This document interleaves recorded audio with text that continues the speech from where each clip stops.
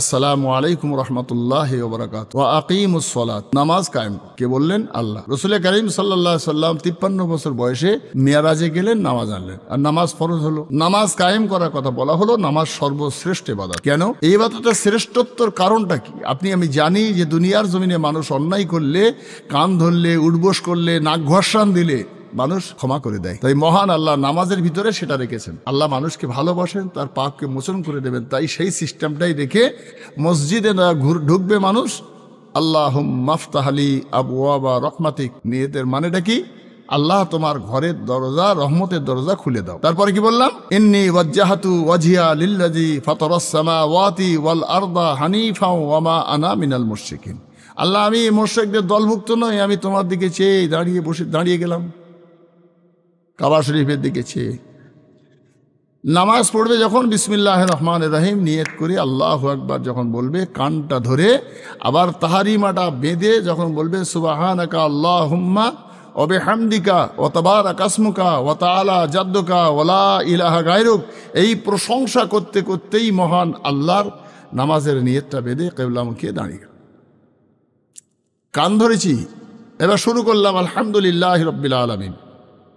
সমস্ত প্রশংসা বিশ্বের প্রতিপালক, এহ জগৎ পরজগতের রব আর রহমানির রহিম, যিনি দয়ালু মেহেরবান, মালিক ইয়াউমিদ্দিন, যিনি একাল সেকাল সব কালেরই মালিক। এই প্রশংসাগুলো যে আল্লাহর করলাম, তখন এবার বলছি যে এই কথাগুলো বলার পরে এই মালিক যিনি, রহমান যিনি, দয়ালু যিনি, মেহেরবান যিনি, তার সঙ্গে কি বললাম? ইয়্যাকা না'বুদু ওয়া ইয়্যাকা নাস্তাঈন। যে আল্লাহ রব্বুল আলামিন, যে আল্লাহ বিশ্বের প্রতিপালক, সেই আল্লাহ যে একাল সেকালের মালিক, সেই আল্লাহর আমরা ইবাদত করি এবং তার কাছে সাহায্য চাই। কার কাছে সাহায্য চাই? যিনি রহমান, যিনি রব, যিনি সব কালের প্রতিপালক,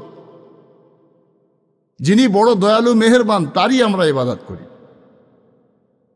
নাস্তাঈন, তারই কাছে সাহায্য প্রার্থনা করি। কি সাহায্য চাই, কি ইবাদত করি?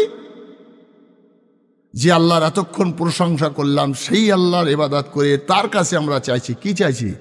ইহদিনাস সিরাতাল মুস্তাকিম, সোজা পথ। বেকাচুরো পথে আমরা যেতে চাই না। যে পথে গেলে পথভ্রষ্ট হয়ে যাব, সে পথে যেতে চাই না। সোজা পথটার পথিক হতে চাই। মহান স্রষ্টা আল্লাহ, তুমি আমাদের সোজা পথ দেখাও, যে আমরা আদৌ বেহেশতে থেকে এসেছিলাম সেই বেহেশতে যাও। একদম সোজা এসেছি, সোজা যাও। চতুর্দিকে যে শয়তান ফাঁদ পেতে রেখেছে জাহান্নামের, সেই পথগুলো থেকে আমাদেরকে হেফাজত করো।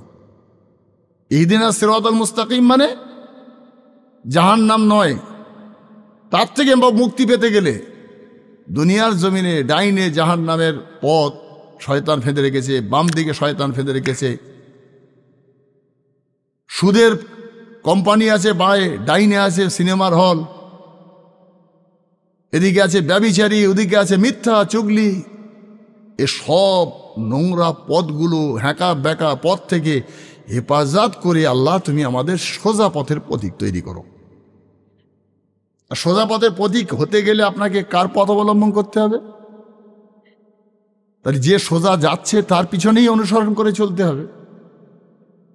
ডাইনে গেছে শয়তানের একদল লোক, বাম দিকে শয়তানের বন্ধুরা যাচ্ছে সিনেমা দেখতে, ডান দিকে যাচ্ছে সুদে লটারির একটা ফাঁদ পাতা আছে সেখানে, সামনের আর এক দিকে যাচ্ছে আর এক দল লোক, সেখানে লুটপাট করার জন্যে, ডাকাতি করার জন্যে, গুন্ডামি করার জন্যে, চুরিদারি করার জন্যে, মানুষকে ধোঁকা দেওয়ার জন্যে। শয়তান যাদেরকে টেনে চতুর্দিকে নিয়ে যাচ্ছে, সেই সব পথ থেকে আল্লাহ সোজা পথের প্রতীক করো। অর্থাৎ সোজা পথে যে লোকটা চলছে, যে শয়তানের কথা শুনি সিনেমার হলে যায়নি, যে শয়তানের কথা শুনে লটারি ঘরে যায়নি, আমি সেই সব লোকের সঙ্গে না গিয়ে যে সোজা পথে গেছে, বেহেশতে থেকে এসেছিল, বেহেশতে যাচ্ছে, ওই পথেই চলে যাব। আল্লাহ সেই পথটা কাদের? সিরাতাল্লাযীনা আনআমতা আলাইহিম, যাদের উপরে তোমার নিয়ামত বর্ষিত হয়েছে সেই লোকগুলোর। গায়রিল মাগদুবি আলাইহিম ওয়ালাদ-দাল্লিন, আর অভিশপ্ত এই লোকগুলো, যাদের উপরে তোমার গজব আর অভিশাপ, সেই পথভ্রষ্ট লোকগুলোর থেকে আল্লাহ আমি হেফাজত হতে চাইছি। সেই পথের প্রতীক আমাদের করো না। সে পথে সাদ্দাদ, হামান, নমরুদ, কারুন সে পথের পথিক আবু জেহেল, আবুল আহাব, উতবা, সায়েবা, কাব ইবনে আশরাফ, উবাই ইবনে খালফ। এই পথগুলোর থেকে আল্লাহ এই লোকগুলো যে পথে যাচ্ছে সেই পথে না গিয়ে আমরা যেতে চাইছি যে পথটা, সেটাই গেছে গৌসুল আজম, ইমামে আজম হজরত খাজা গরিবে নওয়াজ মুজাদ্দেদুজ্জামান আল্লামা রুহুল আমিন, আল্লামা শাহে জালালি, হজরত শাহ গোরাচাঁদ, হজরত শাহ একদিল, হজরত মোস্তফা মাদানী, আহমদুল্লাহ মেদনাপুরি, বজলুর রহমান দরগাপুরি, মাজরাইট হুজুর পীর মাহমুদ বখতিয়ারি যে পথ অবলম্বন করছেন, তাদের সেই পথের পথিক সাহাবাই কেরামগণেরা, বিশ্বনবী সাল্লাল্লাহু আলাইহি সাল্লাম যাদেরকে সোজা পথে চালিয়েছিলেন, সেই সাহাবাই কেরামগণেরা যে পথ ধরেছেন, তাদের সঙ্গে আউলিয়াগণেরা ধরেছেন, সেই সঙ্গে আমাদেরকেও তুমি সেই সিরাতাল মুস্তাকিমের পথের পথিক করো, যে পথটা বেহেশতে থেকে আসা আর বেহেশতে যাওয়ার সোজা পথ। আল্লাহ রাব্বুল আলামিন আমাদের সিরাতাল মুস্তাকিমের পথের পথিক বানাক। আমরা যারা 5 ওয়াক্ত নামাজ পড়ি বিশেষ করে, তারা নিঃসন্দেহে বুঝতে পারছি আমি সূরা ফাতিহার ব্যাখ্যায় কি বলতে চেয়েছি। এখন সব কথা নামাজের বাকি রইল, শুধু বললাম সূরা ফাতিহায় কি চেয়েছি আমি আল্লাহর কাছে। তাই আল্লাহ রাব্বুল আলামিনের কাছে এসে কানটা ধরে উঠবোস করে নাক ঘর্ষণ দিয়ে আল্লাহর প্রশংসা করে, আল্লাহর ইবাদত করে নেক লোকেদের পথের পথিক হওয়ার জন্য আমরা নামাজের মাধ্যমে 5 বার আল্লাহর কাছে আবেদন করি দিন রাতে। তাই মহান আল্লাহ নামাজকে সর্বশ্রেষ্ঠ ইবাদত করে বেহেশতের চাবি করে আমাদেরকে এই তোহফাটা রসুলের হাতে দিয়েছিলেন মেয়ারাজের রাতে। মহান আল্লাহ আমাদের সবাইকে সহজে নেকি কামা